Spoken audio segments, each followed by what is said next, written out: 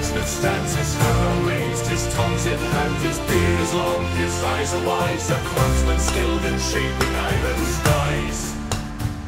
His apron stained with soot and sweat, a testament to the work he's met. The blacksmith's art, a timeless skill, a dance of fire, hammer and steel. The anvil, his faithful mate, in the heat they forge and create. The hammer swing, a rhythm strong, in skilled hands where it belongs.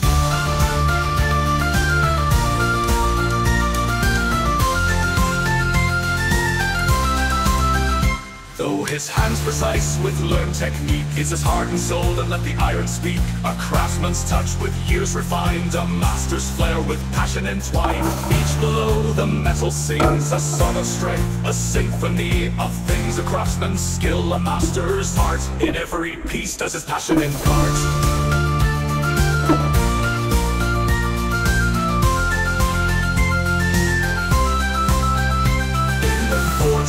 He finds his peace, a craftsman's soul, a master's ease. The blacksmith's forge, a sacred ground where art and labor together bound.